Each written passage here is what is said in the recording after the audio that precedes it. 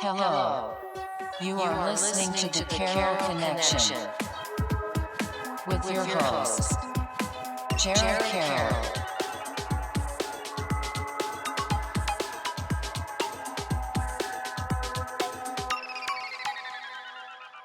Hey everybody, welcome to the Carroll Connection. I am your host, Jared Carroll, here to bring you guys another great episode. I did want to take a chance to shout out last week's episode 195 with Soleil Marcotte. And on that episode, she came on to talk about how she became a teacher. She's currently a second grade teacher, and as well as having her own small arts and craft business. And we really dove into a lot of great stuff, especially with her being a teacher and what the current atmosphere is like with teaching. And there was just a lot of great stuff that you don't get to hear from a teacher's point of view all the time, because sometimes teachers don't want to speak out about their current situation and just the way a lot of teachers are dropping out of the industry. And it was just a really great insight into her mindset with teaching and helping children out. So if you guys want to check that episode, go to the carrollconnection.simplecast.com, also Apple Podcasts, Spotify, and all the major listening platforms. If you like to watch your podcast, go to YouTube, search the Carroll Connection or at Jared M. Carroll, and it should pop up. And if you want to be a guest or return as a guest, hit me up on Instagram at Jared M. Carroll, at the Carroll Connection, and we'll set that up. So that brings me to today's episode 196, bringing back a guest who appeared on episode 132, Billy G. Wow, brother. Welcome back. I'm happy to be here, man. Closing in on 200. Yeah, almost there. Hopefully, October, November. That's kind of the hopefully no one cancels, but you know how that goes in the industry. But close. We're very close, and I'm very excited about it. 5 years. I was telling you about my secret project before the podcast started. Yep. And a lot of stuff has gone into that. And I kind of we would talk for a while, honestly, catch up on a bunch of stuff, but talking about that and kind of rejecting the job promotion and stuff like that to go into that. And we could probably get into that aspect and a little bit later in the podcast, but I want to catch up on what's happened since that last episode. Yeah. So it was episode 132, and that aired in February of 2023. So if you could kind of walk me through some of the stuff that you've been up to since that last episode. Sure. Yeah, definitely. I'll say this. You have brought this podcast so far, and to see how far you've come in interviewing people and the growth in yourself, I'm so amped to be back on the Carroll Connection podcast, because the way you ask questions, the way you dive into topics, seriously, I love the conversation topics, whether with me or with other people. So to be back on here, I can't wait to dive into this conversation and wherever it leads, because I know every single podcast you bring or when we talk, someone else listening or watching right now will get something out of it. So I'm blessed to be back on here. With where I've been, it's been a blast, man. Since I was last on your podcast, I've grown tremendously in myself, but I've been traveling more, speaking to different schools, speaking to different companies, and truly helping people. And if people go look at the last podcast we did, that's what I'm all about. I want to be able to help people grow themselves, dive into that self-improvement, that personal development area, but to grow themselves on every single level. And I've been able to do that now, whether it's coaching clients and helping people around the country, or like I said, traveling to different audiences and helping people in groups or auditoriums, whatever it is. But to see massive amounts of people grow, I'm not giving myself, this isn't a pat on the back. This is just being used in the way I want to be used. Man, it's been a blast. I'm loving every single second of it. Just enjoying where life's going. Yeah, that's amazing. I actually really want to dive into, because I know you posted specifically about the Michigan State experience that you went out there and were helping students and working with people out there. Kind of walk me through how that opportunity came to be and then what it was like actually going out there and doing that. For sure. Yeah, no, of course. So working with so many different speakers, trying to learn from each other, trying to grow, whether it's speakers coming to me, asking how to get more gigs or learning their stage presence, whatever it is, or me asking experienced speakers hey, how could I tweak this? How could I tweak this? You tend to grow your network and try and meet people as much as you can, as you would on podcasts, as anyone would in life, trying to make friendships, relationships. So going about my search for opportunities to help more students or help more people, it fell on my lap to another speaker had to pass up the opportunity and connect me with this conference that Michigan State was putting on called My Lead. Incredible conference trying to help, college students, but also the Michigan high school students. And so what they did for this conference was mix together college students and the best sophomore high schoolers from across Detroit. And they picked one or two high schoolers from every single high school across Detroit and brought them to Michigan State. And they had different speakers come in, different workshop leaders and whatnot. And the blessing of that was they chose me. I hopped on a call with them, a Zoom call. They loved everything I was about. But on a 20, 30-minute Zoom call, you hear the speaker. You don't necessarily know what impact they're going to bring. You don't know what they're gonna talk about necessarily. They can go over points and bullet points and everything. So I get to Michigan State in um, I believe April. I get there for the first opportunity, and they give me a room, they give me a classroom, everything like that. It's probably about 30, 40 students in there, and like, hey, Bill, you get an hour, go for it. And I had this place, the energy off the charts, all these kids raising their hands, asking questions, truly diving into what I've talked before about on your podcast, the mind. Because I wholeheartedly believe the mind is the greatest tool you've been given. I call it the universal tool because it can help you do anything, create anything, can answer any question you have if we know how to use it. So when going to talk to students, going to talk to youth, going to talk to whoever it is, you really realize that not many of us were taught how to use the mind we were supposed to. So to catch students at a younger age to really understand this, they understand their mental health, they understand their personal health, they understand their spiritual health, and they can grow all these areas. So to bring this to students that have never truly stepped into this opportunity where they hear about mental health and mindset, and a lot of us, we kind of connect that to that's an area we have to focus on, but sometimes we connect that to a negative perspective, negative feeling about it. So to show them all these different areas where they can actually grow this and don't have to go to someone else, this is like self growth. These kids were roaring, they're raising their hands the entire time, they're connecting to it. Like, I never thought of it this way. I'm having them do work on papers throughout this workshop, and they loved it. But the conference leaders loved it just as much. So the next month they go, hey, Bill, we're having round 2. Do you want to come in and speak again? I was like, of course. And I'm sitting there, I'm just taking these opportunities because, one, I want to create the impact. I could care less about the money. I just want to bring this and help people. So they bring me back in and they give me a bigger room this time. They bring more students in. And they gave me an hour. The funny thing is I went an hour, and then the kids are given question time. I make sure that's the end of every single gig, no matter who I'm talking to. They had to pull me off stage because so many hands were raised. They needed another speaker to come on, and I was cutting into their time. But it showed the impact. It showed how many people wanted this, not just students, but the adults that were in the room too. Like, I never thought of it that way.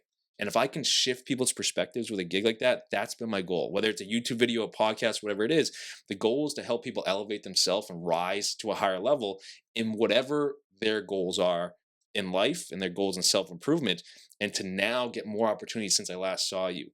That's been my driving force since then. And just to see it come to fruition, it's only the tip of the iceberg. I see this growing exponentially more because that's what I'm driven for. But to have these little glimpses of what the future holds and enjoying the process, I can't wait. Yeah. I'm loving every second of it. That's honestly so amazing. And like seeing you post about that stuff, I'm like, wow, you're doing the things Yeah, that you want to do, and right? like and helping.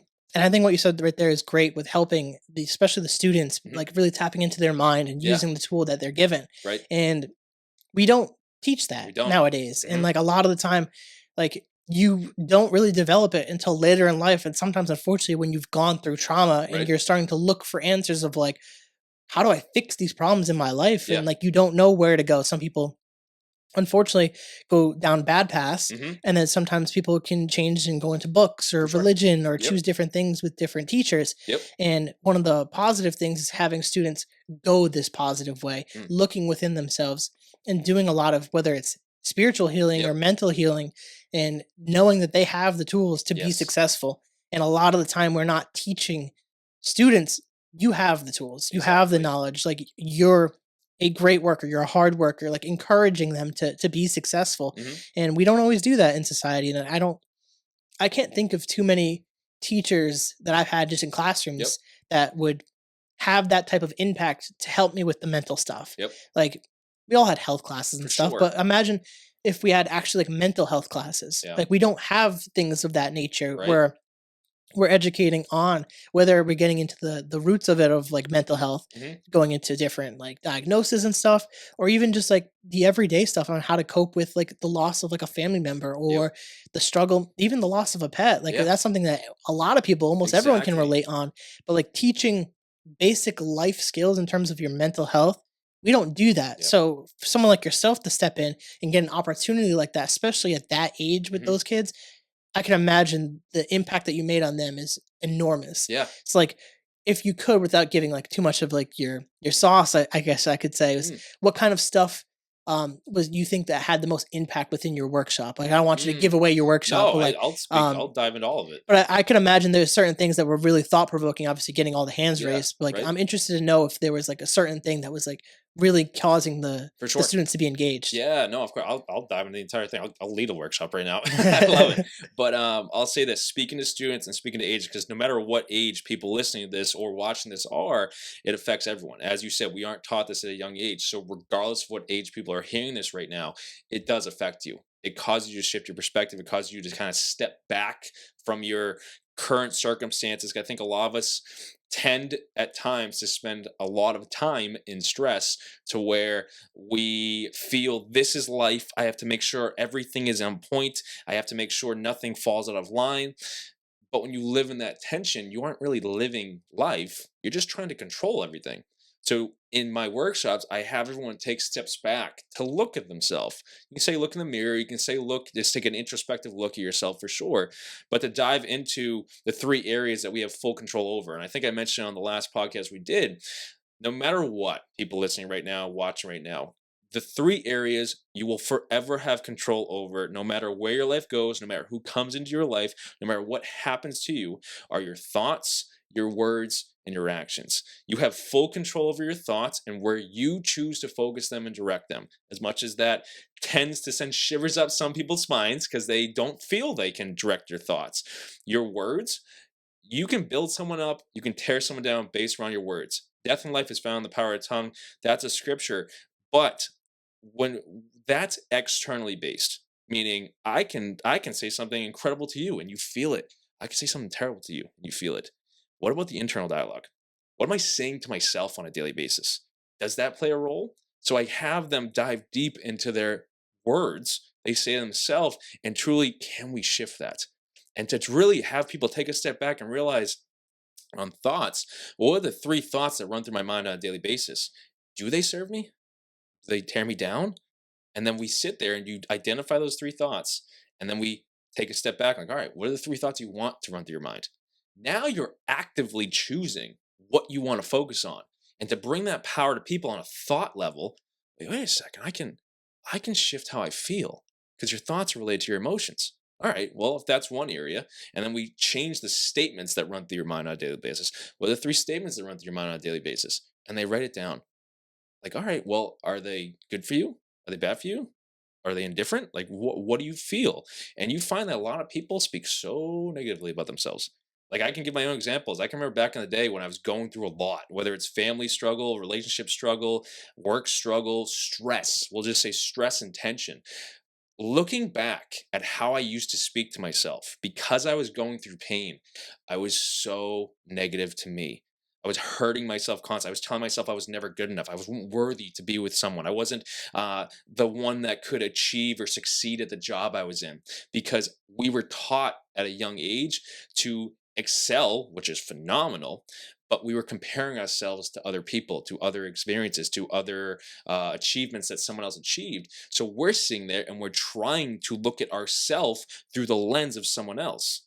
Well, if I look at Michael Jordan and I want to be the best basketball player in the world, and he is the best basketball player in the world, and his shot percentage is this, and my shot percentage is terrible. It's like he's got like 60%, I got 10%.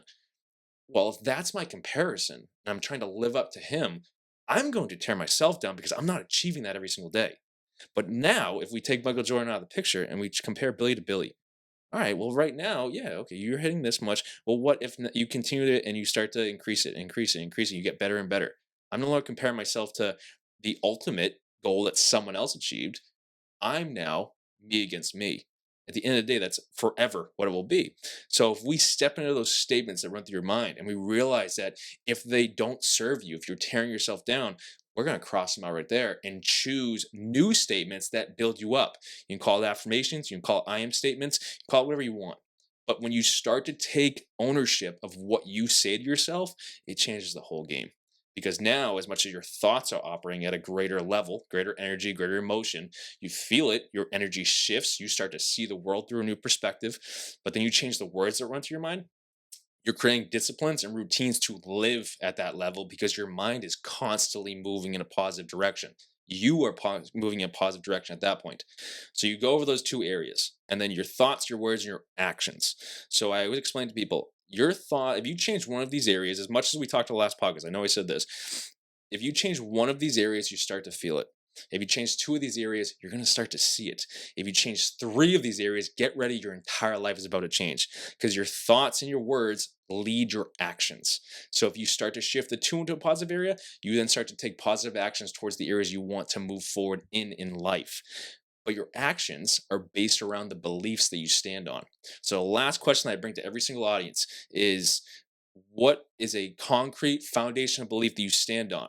And ask yourself, does it still serve you? And I'm not talking people about looking at belief systems in the sense of um, God and universe. I'm asking, like, no, literally a belief you stand on. Because I could sit there and tell you that maybe growing up, I came from a very tough household. Maybe I came from a very traumatic background, and my belief about myself was that I was never going to be good enough because so and so said I would never be good enough. And because I was so young, that created an unconscious belief system that I now live from without even knowing it. Because your beliefs about the world grow from 0 to 7. And then more often than not, unless we look at them and shift them, no matter how old you are, from 7 years old onward, your belief and systems, your unconscious belief systems are set from 0 to 7. So if you went through a traumatic event and you don't take the time to look back and heal it, very often you're living from that area without realizing it. So in this moment, we tell people and guide them to go back and, like, yes, actively doing it, but thinking so much using your tool, you go backwards and realize, like, all right, well, what do I believe about myself? What do I believe about the world? What beliefs do I stand on? And if my belief at one time could have been, I'm not good enough, and I look at that now, and I'm like, well, I know I've achieved so much. I know I'm not that same person back then. I'm not that scared little kid that was going through that. This doesn't serve me anymore. So in that moment, you take a deeper perspective and you're like, I'm going to cross this out. But now we ask, what is a new foundational belief you want to live from? That could be, I achieve everything at the highest level. I love myself in such an incredible way that all this good comes to me. I am abundant. I am strong. I'm loving life and life loves me, and I see the blessings come to me. Whatever people want to choose for that moment in themselves. It's not me telling them to believe this. It's them choosing this belief serves me. So to guide people through your thoughts, your words, and your actions, and to come to that final moment, you're bringing people and guiding them through this workshop to better themselves, and they stand on a higher ground. So it causes them to feel greater, to live at a higher energy. Connect even further, when you live at a higher energy, you can call it law of attraction, law of resonance, manifestation, whatever you want. You operate at a spiritual level where now life starts to bring in greater because you're thinking greater. Your tool is now directed to a greater place. So in these workshops, we guide students through it, we guide adults through it, and people receive the help they need because it's them giving themselves the help, and they're given a time period, an hour, hour and a half, 2 hours, whatever they want, to literally focus on them, which improves every area. In a workplace standpoint, I spoke at a business conference on Tuesday, and it was a virtual one, but the amount of messages that were coming through that chat when I was talking is, oh my goodness, I needed this. This is incredible. And these are adults. These aren't students saying they need this. These are people in their 30s, 40s, and 50s that are realizing that, oh my goodness, I never thought of this. It's because we live so externally. We're trying to get to the next goal. We're trying to get to the next job. We're trying to get to the next paycheck, whatever it is, that we aren't in the present moment. We aren't thinking internally. So no matter what result you create externally, it starts at an internal level. So if we improve the internal level, we then improve the external results. And that's manifestation. That's law of attraction. And you are constantly manifesting because your mind is the tool and it's always on. So why not use it? Why not use it the right way? And I'm seeing that across the ages. And that's what I want to bring to people because it's the deep intrinsic work. But what deep intrinsic means. Why not step into that even at a minuscule level? I've got coaching clients that come through and they aren't at that higher level to take it that whole way, but we can start in steps. We can start at number one. You know there's more to you. You have goals and your dreams. Who do you have to become to achieve those goals and dreams? Well, let's bridge the gap. Start here and make it here.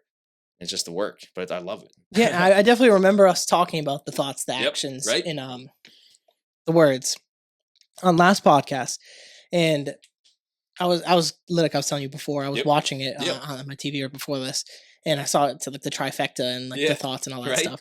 But it's so true though. Like until you fix the things that you say to yourself, you're going to be constantly going through that same type of process. Exactly. And if you're constantly saying, I'm not worth this, or I'm going to be paycheck to paycheck, I'm struggling, I'm this, I'm that, like, you're going to be those things. true. Like, the things that you say to yourself manifest in real life and you become them. Mhm. The things you think about constantly, you become them. Yep. And there's nothing that you could say or that I could say that's going to change that. You have to be the one to change that. Exactly. Like, we could be here, we can encourage that, we could bring light to that. Yep. But at the end of the day, you're the one thinking the thoughts. I can't tell you to think otherwise. Like, you have free will over your mind to think your thoughts. Exactly. And that is like the hardest thing for a lot of people to realize, is like they're their own worst enemy sometimes. Yeah. Like, you're keeping yourself trapped in this Exactly. cycle of negativity. Yep. And you're not going to achieve the results that you want because you're stuck in this cycle. It's true. So it's breaking that cycle of thought. Yeah. Then it gets into what you said with the words. Yes. Like, speaking it, constantly getting out there, pursuing that, gets into the action part. Right. And for me, I was telling you about my secret project. Yeah, right, I kind of introduce it a little bit here. I'm not going to expose myself with it because I want to keep it the secret. But For sure. I think the talking point of, like, you're working towards something is when I would have guests on the podcast, I would constantly talk about it, constantly show it, and just give them pieces of it to show that I'm working on it. Yeah. It's not even so much for them as much it is for me to be like, this is what I'm doing, and forcing myself to talk about it so people are aware of it. Yeah. So then it's, I have to, like, achieve this. I talked right, about this. It's almost like I'm applying the pressure to myself in some way. For me, that kind of really does work, but I think it's important because I don't think I get to the copy that I showed you, what I had, without working that project and working every week and showing people, like, this is what I'm working on now. It's like, I know realistically they're not going to hit me up like right after and be like, hey, are you done with your project? Are you working on your project? No, it's so much, it's for me. Yes. And I think that's an important thing, to go to the words part where I'm speaking it. I'm constantly speaking, I'm going to get this done. I'm going to get this done. And then it goes into that last portion with the actions, which are so crucial to get anything done, is setting the plan and actually executing on your plan. Exactly. And for a lot of people, they can draw up a great plan. Yeah. But when it comes to actually doing the thing, that's like one of the hardest things to do. And it's crazy because, like, it should almost be pretty easy, because sometimes fixing your thoughts and speaking things into reality are tough. Right. Like, just doing something, like, you're just physically doing it. But, like, when it's aligned with your higher purpose, your higher being, that's hard to do, because it's like, it's scary. It's unknown territory, because you don't know if the time you're putting into this thing is going to be worth it. Is it going to pay off? All those negative thoughts come into play and start to doubt yourself. So you teaching this to younger students, younger children, is huge, because it took me years to even figure out something remotely similar to these concepts, and to introduce it at a young level. Even when you're doing it in business settings with a lot of older people, they didn't hear about this. Like, you go back in the day, they weren't talking about mental health. They weren't talking about the mind and stuff like that. Not in the context in which we're talking about it today, and what we can accomplish. Where even we'll dive into the spiritual aspect on the podcast, but like even like the government coming out and giving out documents of like manifestation and these things are real. It's true. And we have all these different tests and documents to prove these things, but people are still skeptical and they don't want to trust their own mind and their own abilities to achieve. It's true. And it's like, it really does come back to who we are as people, and you being the one to control your destiny. Yes. Like, this podcast doesn't happen unless I do it. It's true. Like, this is the Carroll Connection. Yep. I'm Jared Carroll. Yep. I have to do the podcast. Like, this is on me. For sure. If I don't want to do it, no one's going to do this for me. Yep. So it goes back to that concept of, like, you being the driver of your own life. Yeah. And a lot of people are scared to be the driver. They want to be in the passenger seat while someone takes them to point A, point B, point C. And that's just an unhealthy way to approach life, in my opinion. You know? No, it's true though. And I give you full credit. That's 100% it. And even with your secret project and whatnot, I said it to you earlier before we even started recording, I give you so much credit because you did the steps necessary to discipline yourself to create it. I always tell everyone, I say it on my gigs, I say it on the YouTube channel all the time, we are creating the image of a creator. And that is across almost every single spiritual culture. That's not just Christianity. That's just not all these other ones. It's literally, we are creating the image of a creator. So if we are creating the image of a creator, that means we are meant to create. So how do we create? Using the tool, which is your mind. And if we can direct our mind through those areas that we just went over, people then take their power back. That's the goal of personal power. That's the goal of personal development. It's a goal of self improvement. Everything is trying to help you create the life and goals that you choose for yourself. As you did with this podcast, you took action steps because that was the image in your mind to create this. And now you're seeing it came to fruition, but now you're building it because you got so disciplined and routine about it that now it's growing to higher levels. That's bridging the gap between where you are and where you want to be. So if we look at that idea of creating the image of a creator and using the tools we just went over, your thoughts, your words, and your actions, we then realize, like, what is the dream I have for myself, or people listening, for watching right now? Ask yourself, what is your goal? What is your dream? And then you can go into deeper thoughts. All right, well, what is hindering me from getting there? Well, what do I like about this? And you can ask those questions. But when it comes to taking action, look at it through the lens of everything is trying to help you create it because you chose it. And when you take an action step, I think a lot of us we say our prayers, and which is phenomenal. I do the same thing, and we focus and we try and manifest, which is all phenomenal. We meditate, phenomenal. We journal, phenomenal. Those are all action steps we can take to align ourselves to the destiny that we have and the destiny that we choose and the dream that we choose. So, but I like to teach people, your dream was given to you because you were supposed to be the one to bring it into the world. I believe on a spiritual level, God, the universe, life is trying to help you become your highest self, your best self, who you came here to become. And until you start to look at it through that lens and you realize that there is more to you, this bigger purpose to you in life, for people listening and watching right now, there's so much more to your life than what it is right now. And you might be living, you might be the greatest person in the world. There's another level. There's a reason you came here, and it's constant growth. So if we look at the areas that we can grow in and how can I achieve this dream, goal, whatever it is, and then take action steps. When you pray for God to open a door, the reality we live in, the universe we live in, works through physical language. I mean, physical language is action steps. So you can manifest, you can speak into existence, you can think about it. Your action steps is you walking through the door you ask God to open for you. But your action step is literally through the door. It doesn't matter if you see it, take an action. So if someone right now listening wants to write a book, if someone wants to create a podcast, if someone wants to create a YouTube channel, if someone wants to bring what they feel in their heart they're meant to bring to the world. If it's a book, it starts with a page. It starts with an idea that you grab a pencil, you grab a piece of paper, and you write down your idea. Well, just because you did that, journaling, meditating, whatever it is, you're now becoming aligned to that reality that you chose, that dream that you chose, that was given to you. So when you become aligned with it and you start writing for whatever the idea is, your higher self, God, the universe, life will then start to speak to you. And that's why we have all these incredible books out in the world, because people acted on what that feeling, that purpose, that dream was. They took action on it by grabbing a pencil and writing it down.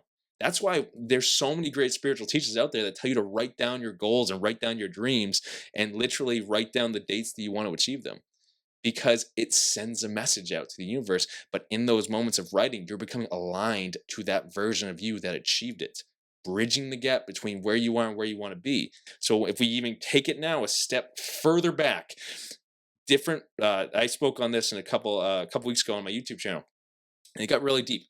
Multiversal aspects has become a very deep topic in the world, and which is great. It shows we're elevating as a consciousness, as a society, everything like that. But on an introspective look, I said in a very simplified way, if you think about every single dream that you have, goal that you have, vision that you have for yourself, that's a different reality to walk towards. And your action steps dictate if you walk through the door to get there. So if I sit there and I'm in a very low state and I think to myself, "Oh, man, I'm never going to do this. I don't know. I should just go, I become afraid of the dream I have, and I just go follow, I don't know, a safe job. And I stay at that safe job, and it's great. Everything's fine. But I never really stepped into the pressure and the self-love it takes to achieve the dream I was called to do. That's fine. I'm not going to tell anyone that's wrong. But if you follow that, your reality becomes that safe lifestyle. Totally fine. But there's another reality that you took all these action steps and now you achieved your dream. And if you take the action steps, you achieve the dream. So if we have a personal choice, because we are a spiritual being, to make choices on what action steps to take, and the universe and God want to help us every single step of the way. There is an unlimited, abundant amount of help ready when you take an action step to help you through that door. I mean that with the most passion in my words.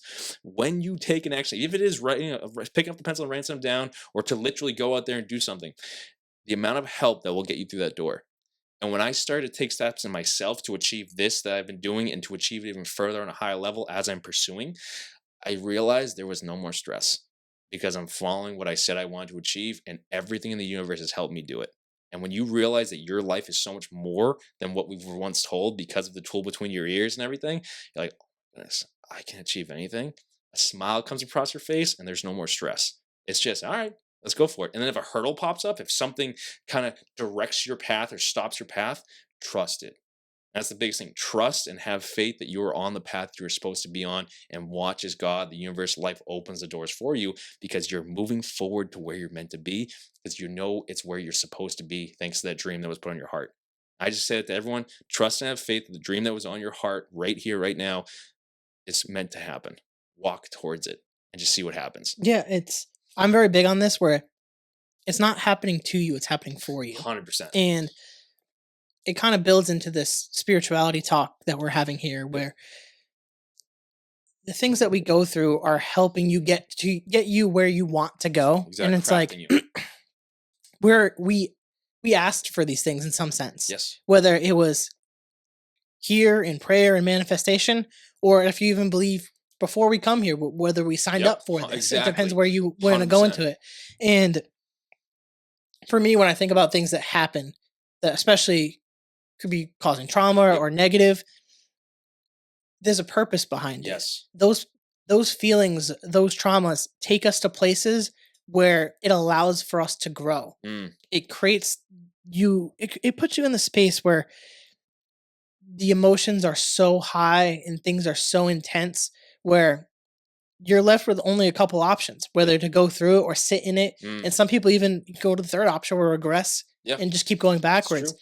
And it really takes the person, the individual, to power through that and Mm. believe that these things are happening to align you with your higher self that we're Yes. talking about. And a lot of the things that we see on social media are starting to gear towards this True. and highlight the fact that we are raising the consciousness on this planet that Yes. we've talked about. And Right. people are having discussions like this. Like, Mhm.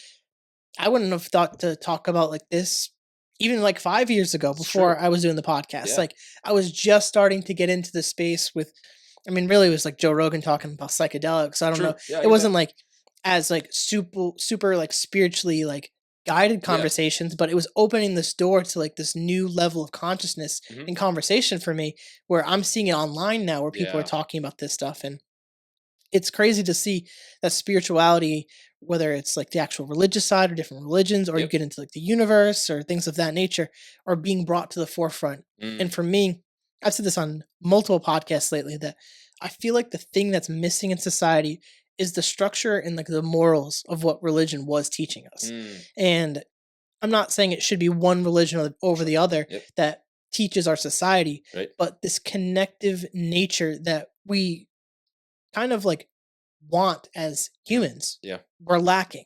We have social media. We're the most connected Right. civilization It's true. that's ever been, as far as we know. Yeah. But why are we suffering so much with the fact of community, Mm. like loving our neighbors? Like, we see them as nuisances. We don't care what they're going through. Right. We're more selfish. We're gearing towards like these like almost hedonistic like behaviors and Yep. like involving ourselves in things that are not serving this higher power. Mm. And I believe that a lot of that stems from the lack of religion, the lack Yep. of faith, the lack of spirituality, Right. and connecting with our fellow people. Yeah. And like not checking on our neighbors when they need something. Like, think about your own neighborhoods. Like, how many times do you actually talk to your neighbors? Mm. Like, do you even wave to your neighbors? Most people don't. Yeah. Like, that's like the crazy thing is like even just a simple wave acknowledging them Yeah. goes a long way in creating that community Mm. because they're being acknowledged as people. Like, they exist, they live their own lives, Yeah. and we're ignoring them in our own day to day Right. and looking at our phone and looking at the latest celebrity that did so and so did such Yeah. thing. It's like, Right. these people don't care about you. They might say it on their stream that they care about you. Right. They care about the follow, They Yep. care about the view. Mhm. They care about the donation, Right. but they don't know you. Yeah. And the people in your life, your day-to-day life, whether Mhm. it's your work, your church, your family, your local grocery store, Yeah. those people see you on a day-to-day basis or week-to-week basis. Those are the people that you should be having the conversations with, engaging with Yeah. them, and we're not doing that. Right. And this goes into this whole spiritual aspect that we're kind of been building on, Mhm. which aligns us with our higher purpose, which aligns us with achieving Yep. the dreams that we want. Exactly. So, like, I'm interested to know if you've had any shifts in your spirituality. I've heard you talk more and more, Yep. especially on the low gravity podcast. Shout out to Yep. those guys. Yeah.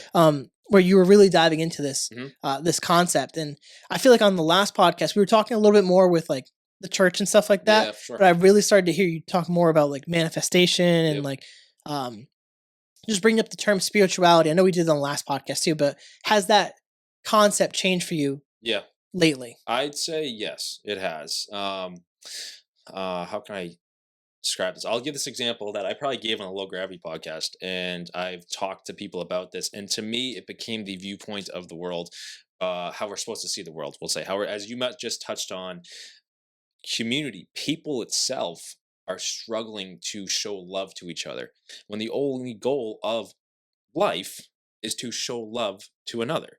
It's the we are love itself. God is love. If God is in all of us, then love is the foundational point. But if we can't even say hello to someone walking by, stranger, neighbor, or friend, family member, whatever it is, well, what is that? Is that you operating out of fear, operating out of faith, operating out of love? Well, what is it? And a lot of us operate out of a fearful standpoint now, which connects to your point of not many of us operate from a spiritual level, religious level, cultural level, whatever it is. But I gave this example. I'll give the example. So when I was going to a church, they split us up in these groups, and I love this moment because it opened so many people's eyes. So when I go to a church, I'm sitting there, I'm there to hear the message. I want to connect. I want to hear God. I want to hear the word, everything like this. But I'm not attached to one perspective over the other. I'm wholehearted believer in Jesus Christ, no doubt in my mind. Oh my goodness! But I think when I start to study the scripture, I see how it was adjusted. And there's a historical, you can connect this back 841 AD. Constantine asked to change, he asked for all the people to meet, and they picked and chose what scriptures to have in the Bible. And I was like, well, wait a second. Why? Jesus said X, Y, and Z. Why do we change it? And so then you can find the scriptures now that we're taking out of the Bible. And so I started to read those. I was like, all right, I'm intrigued. I want to know. I'm not attached to what they are. I'm not attached to what someone told me.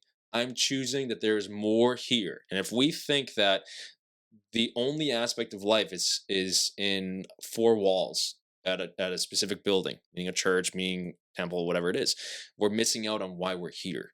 And so I explained in this group setting that we were split up into, we were meant to I love this. The pastor gave a message, but the message, he played a video, and it was um a teacher at a college. I forget which college it was, but it was a Christian college, and she took all of her students across the country. I believe it was India, but it was another country, obviously, where their spiritual beliefs were very different.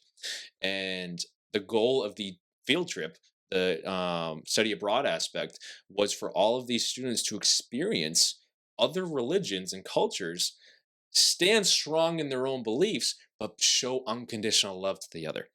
And I looked at that, I was like, oh my goodness, this is the greatest video ever. Because that's showing that we're becoming open to other people.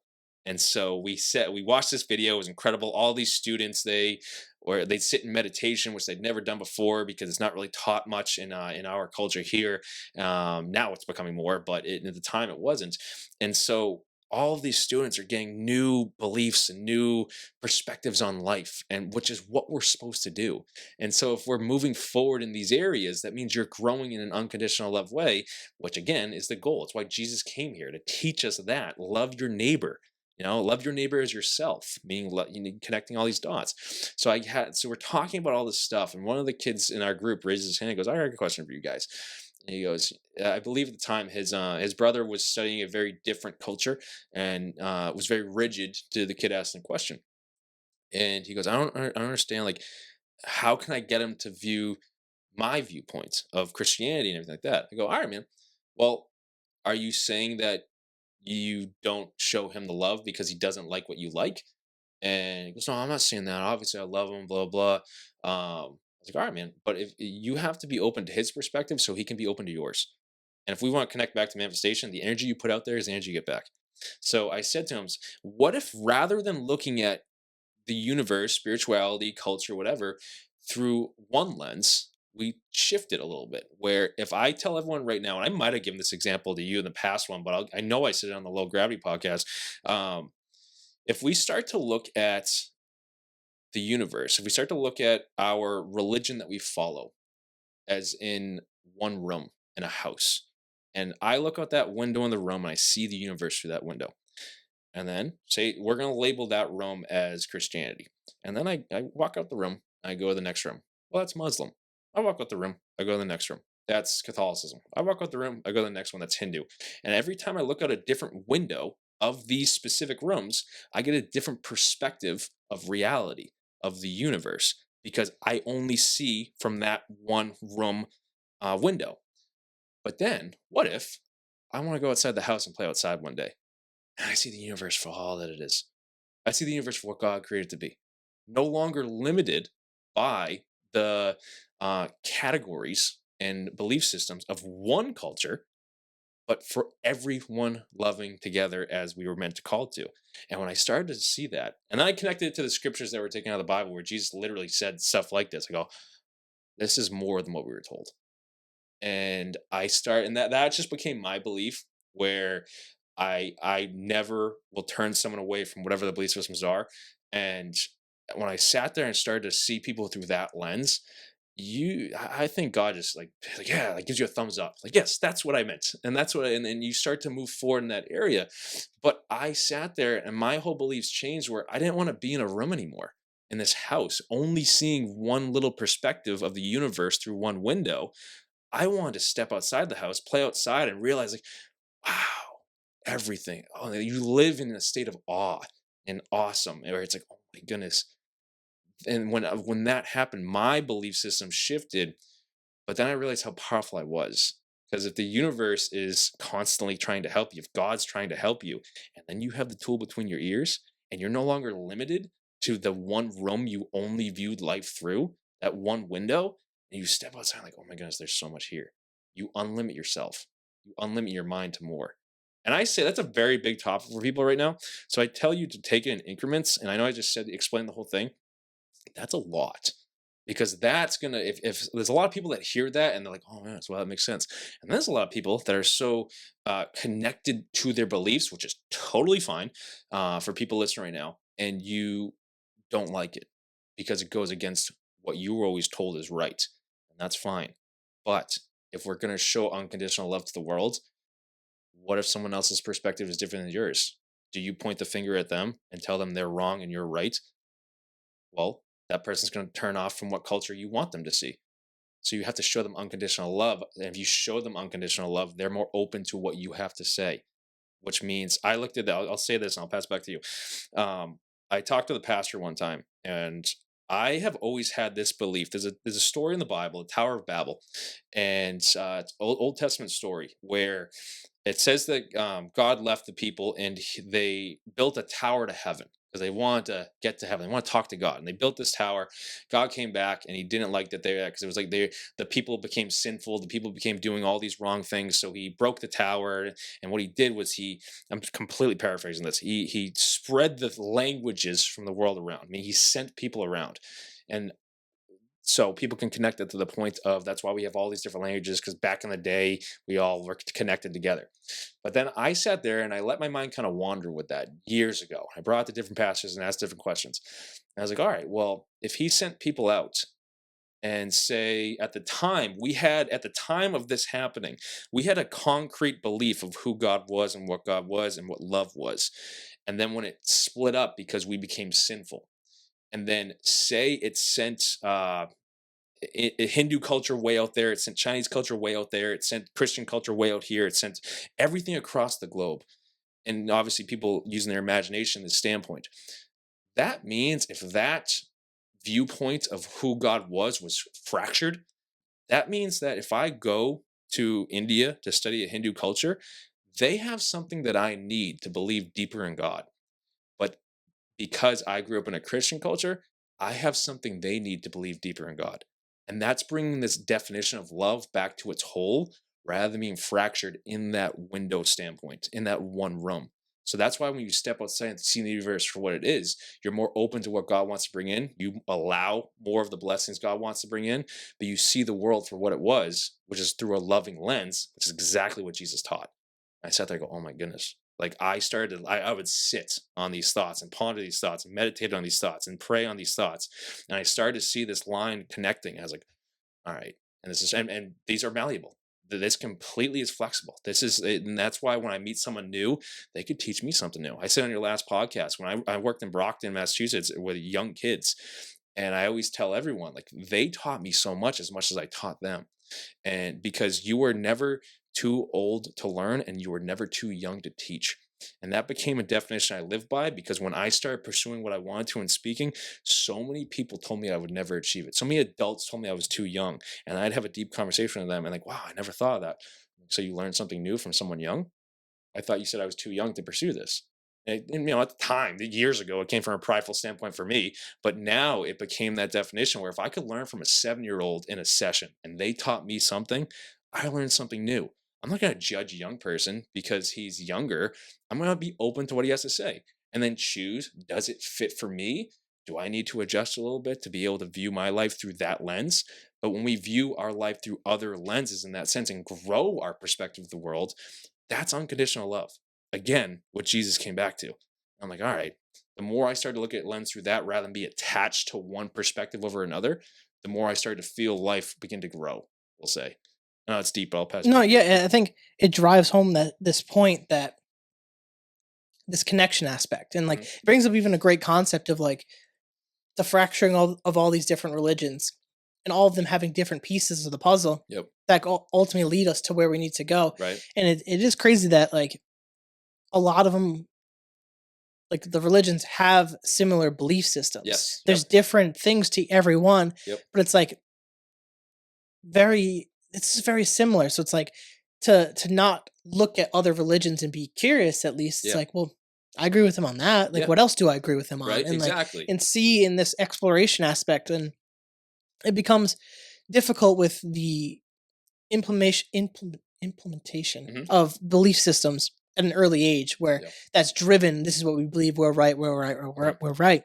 And it's that mindset has bled so deep into our culture, Yep. where it's fractured a lot of these different aspects. I mean, it gets into the political aspect, For it gets into sure. a lot of our cultural aspects, and I think we're starting. I want to say I think we are trying to put those pieces back together to Agree. see people as people and Yeah. not your enemy. Yeah. And that's like a big thing right now, is we're very, like, the culture is very big on villainizing the opposition in whatever form, whether it's religious or political or cultural, Right. where the other side is the enemy when they're not. Yeah. Like, if you actually asked them and learned what their point of view is on their life and what they're going through, they're good. Like you said, you're going to be more willing to understand. They're going to be more willing to understand your point of view. Yeah. And then you could actually work together to figure out how to make life better for everybody. Right. And obviously it's a very like big perspective, and it's like we're talking on a general level, For but sure. that connective nature is what we need. And right now I think social media is helping but also hurting at the same time, because it's highlighting the issue. Yeah. But I don't believe it's giving us much in the sense of how do we fix it. And maybe this goes into our mind, maybe Yeah. this goes back to us, where we actually have to be the ones to figure out how to do these things. For And sure.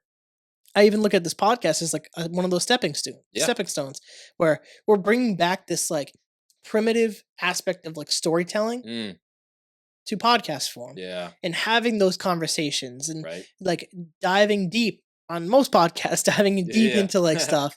And I think, for as much as people want to joke about we should put price tags on podcast equipment and all that I stuff in the gotcha. comments, Yeah. that we should not let everyone get them, I do think it's helping connect people again. Yep. And I think that's a positive thing, because it goes into this aspect of diving into spirituality and asking questions. And Right. I mean, I've been really big into like, I forget this dude's name. He was on Andrew Schultz's podcast. He was on Joe Rogan's podcast.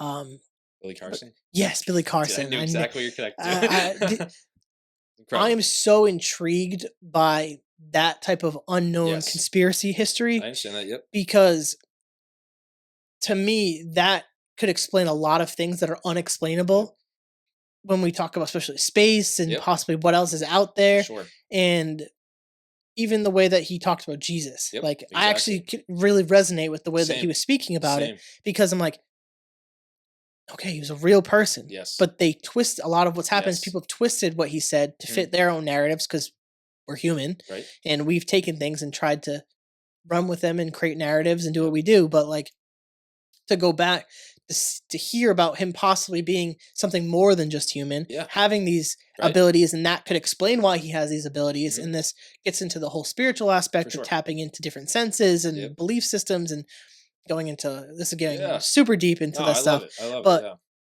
hearing that, even if you like disagree with it completely, you're like, no way. Mhm. Listening to an episode like that and hearing someone speak about something Yep. completely foreign to you Yes. Opens allows you you to up. do some new research and Exactly. question your own For beliefs. sure. And this goes into what we're kind of talking Yeah, about. no, oh my god, I love everything you're saying because so Billy Carson, I don't know how I stumbled across his stuff, but I did years ago. His perspectives, exactly what you're saying, it opened me up to where I was like, all right, I'm intrigued now. That makes a lot of sense, What is honestly, with this? what like Yeah. you've been talking about. Yeah, and so it's like the books that I mentioned where the Bible was altered and scriptures were removed. You can go buy these at the store. You can go Barnes and Noble and buy these, and you can go to the library and buy the apocrypha texts where all the Bible books of the Bible that were removed. So I had to do my research. I'm like, all right, why? And then I learned when it was altered and everything like this. But then I went to different pastors and I asked questions because I'm like, all right, why are these books removed? And it wasn't that they had nothing important to say. If you really dive into these, like the Gospel of Thomas that Billy Carson goes deep into, but people can read this right now, and literally Jesus teaches you how to manifest because there is a scripture that is in the Gospel of Matthew that teaches you how to pray. That's in every single Bible. In the Gospel of Thomas, that scripture is in full. What we have now published today is missing half of the paragraph on how to pray. And so when I sat there, I go, I want to learn. Not because I think this is right or wrong. I want to see what else Jesus had to say. Or Yeshua ben Joseph, whatever people want to use. When he spoke that, it was written down. Like people wrote it down. And so I want to know. But because it was taken out of the Bible, was because when they were collecting all of the text that we now mass produce, they chose the books of the Bible that were had multiple sources. Completely understandable. There's no ill will towards that. Because if the Gospel of Matthew, they found 300 versions of it that literally all line up, yeah, we're going to put that in. The Gospel of Thomas, maybe they found 5. Oh, 300 that all said the same thing, and then this one only had 5 because they could have been destroyed or whatever. But when they built it that we now mass produce, it's because they had multiple sources. So it was all lined up. Completely fine. Like seriously, I want people listening right now where you're getting like this topic causes like shivers down people's spines because it's stepping on what your belief systems are, much like we touched on with I do in my workshops. It's like you have a moment to yourself to make a choice point. Do I want to keep believing this? Or do I want to see? I'm intrigued. So when I became intrigued by Billy Carson, I started to look into these texts. I highly recommend this to anyone trying to grow spiritually. The Gospel of the Holy 12.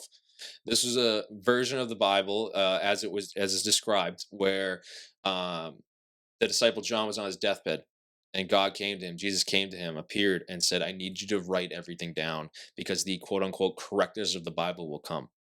And so he's on his deathbed. He wrote all this again, and it's like these scriptures are so. When I read this, I felt it in my soul that this is truth. And I was like, I knew, and I asked pastors about it after, and they looked at me like I had 12 heads.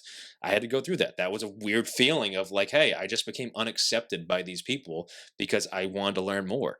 All right, it's fine, but if I went to I'll give this I love this story because I find it awesome. I went to he had to be in his late 60s, early 70s. A great pastor. He's from Foxborough. I love the guy.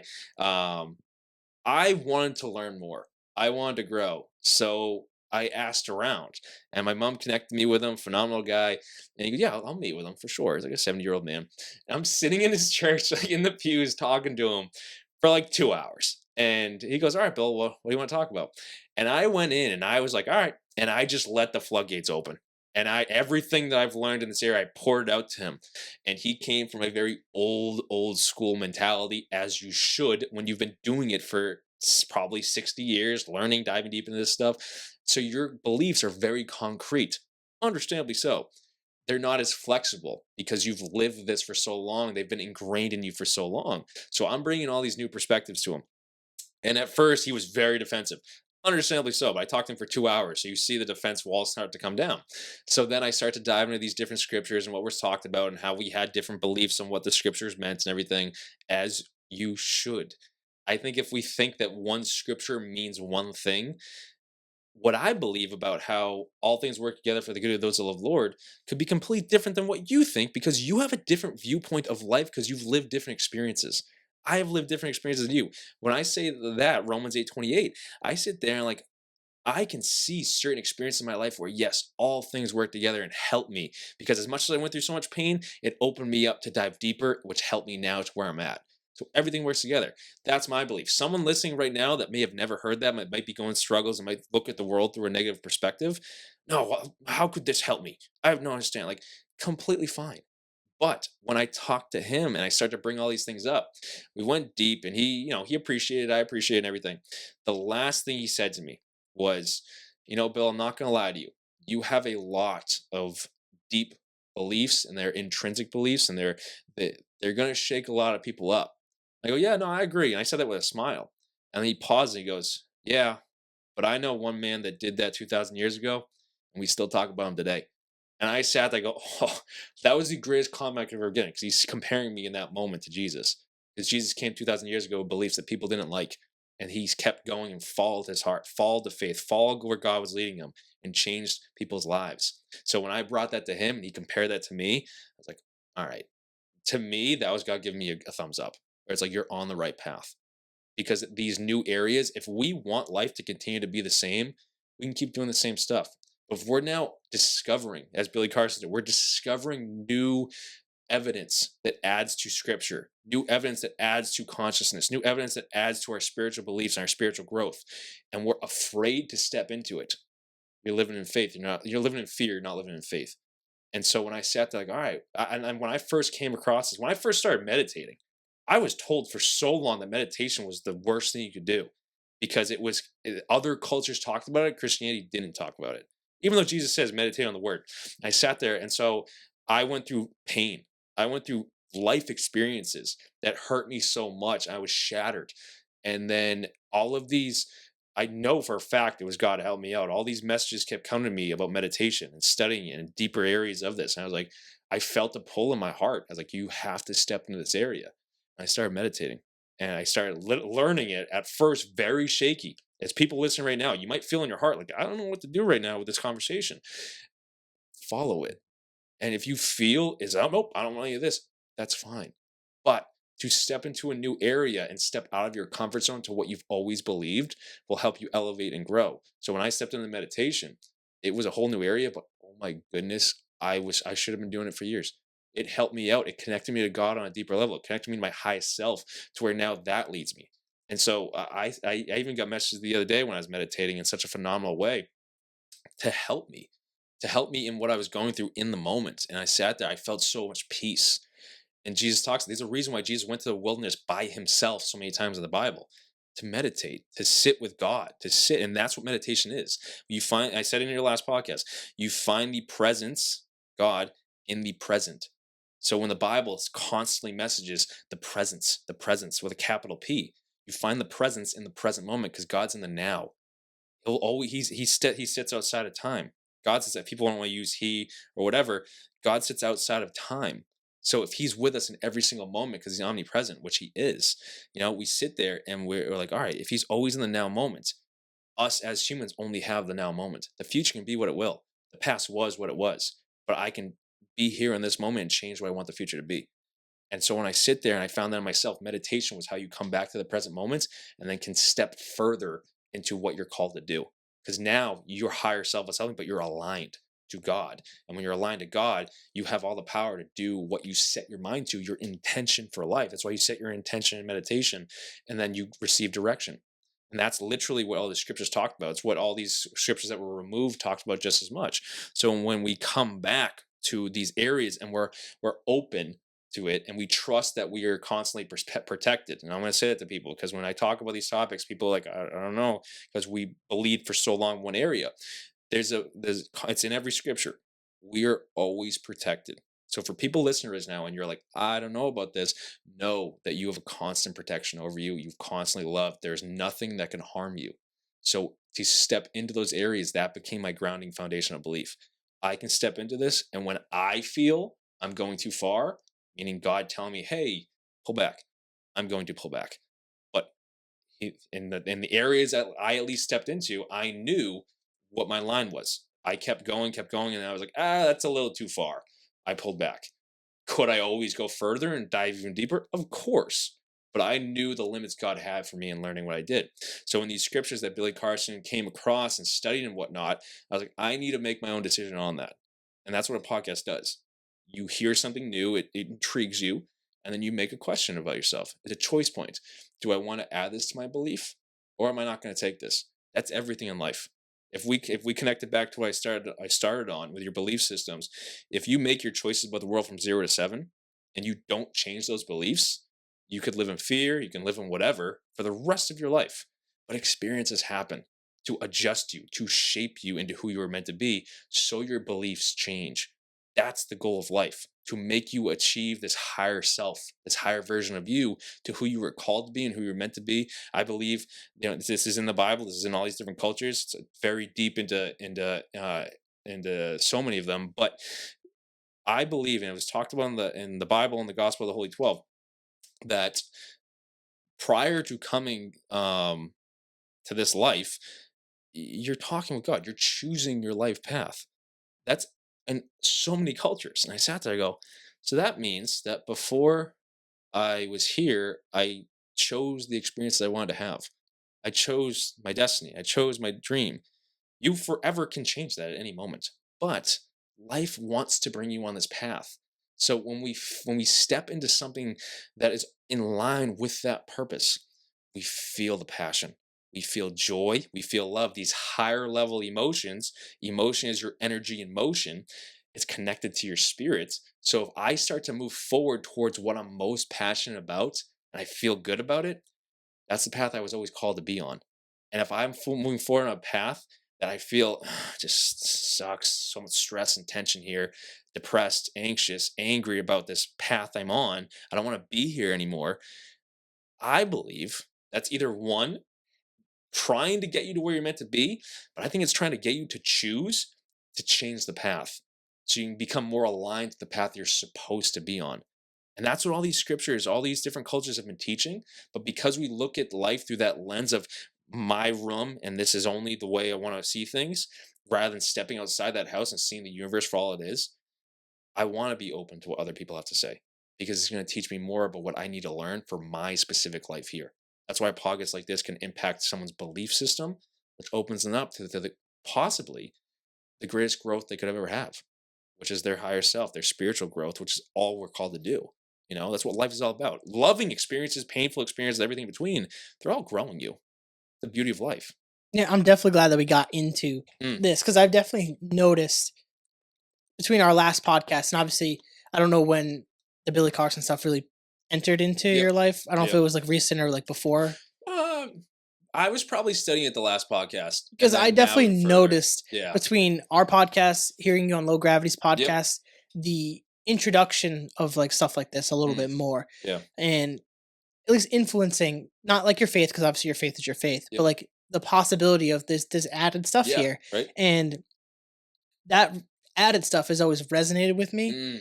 And I've heard it in different ways. I've heard it through different people, different podcasts, different formats. But like this concept, because like I was raised on just religion and different morals and beliefs, and I've gone away from it just on my own path. Good for you. But I've never hated it either, because I wasn't forced to like believe into it. Yeah.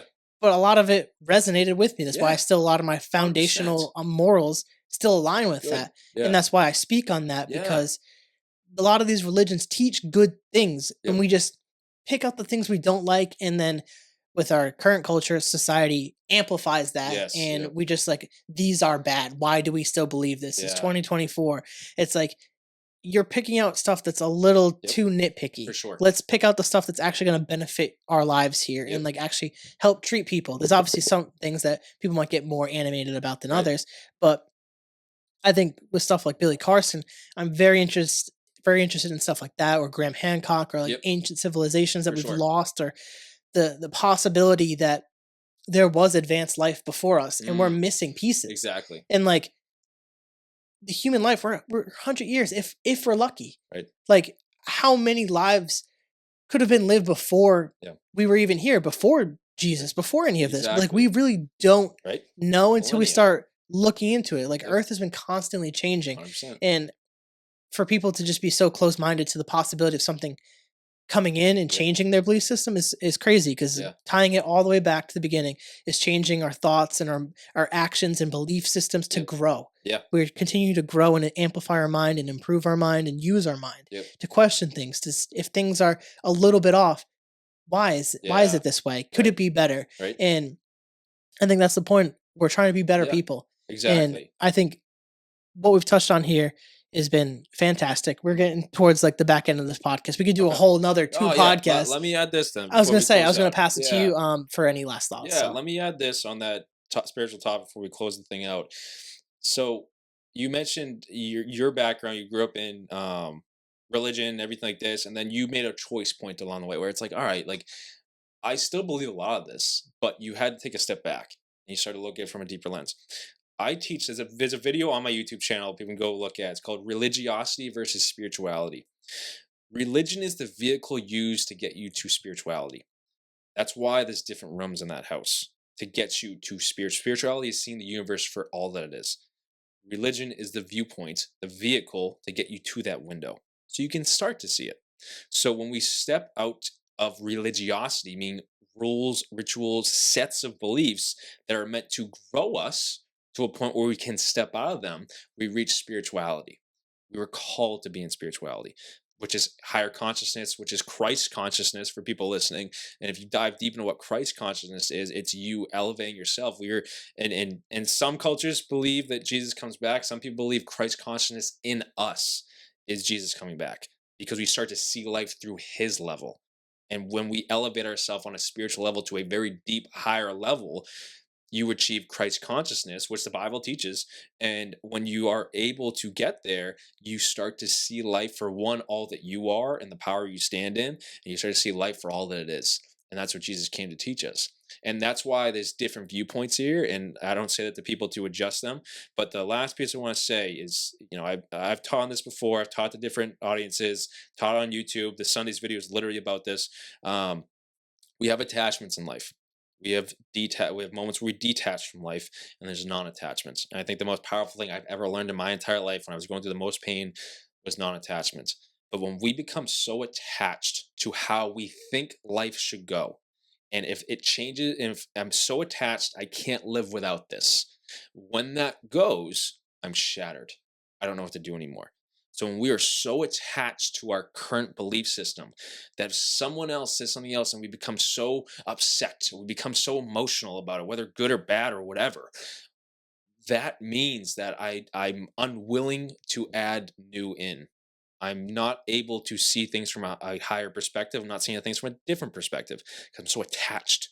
So that's one area we detached from life. So when I was going through pain, I can give you an example. When I was going through a breakup, life sucked. I was shattered.